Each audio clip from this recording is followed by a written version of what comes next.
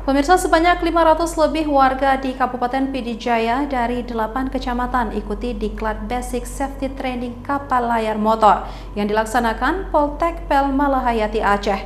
Para peserta dilatih ilmu dasar tentang memadamkan api dan berbagai keahlian lainnya untuk kesiapan bagi pelaut dari lepas pantai.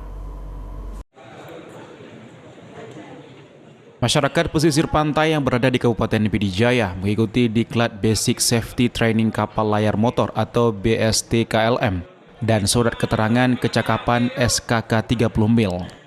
Program tersebut merupakan dari Kementerian Perhubungan RI khususnya kepada Poltekpel Malahayati Aceh dan KSOP Malahayati yang bekerjasama dengan Dinas Sosial Kabupaten Pd Jaya.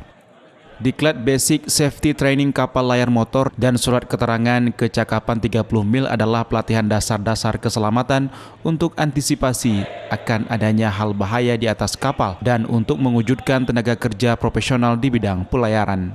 Setiap nelayan atau pelaut harus menjalani program pengenalan dan pelatihan dasar keselamatan yang meliput pengetahuan dasar menghadapi kebakaran, pertolongan pertama tingkat dasar, teknik mempertahankan hidup dan keselamatan pribadi, serta tanggung jawab sosial. Kalau diklat ini kan yang sebenarnya ini untuk kelautan, tetapi dia masuknya sedikit kalau memang ada kebakaran.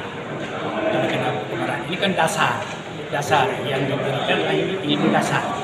Ilmu dasar ini adalah ilmu untuk gimana sih kalau memang ada kecelakaan, apakah hanya di segi kebakaran ataupun di segi keraman dan juga sebagainya.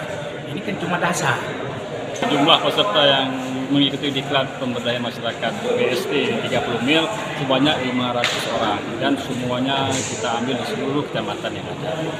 Insya Allah kita laksanakan selama 4 hari, 3 hari di ruangan, 1 hari akan kita ajarkan praktek lapangan Pak, seperti penggunaan peralatan-peralatan kebakaran.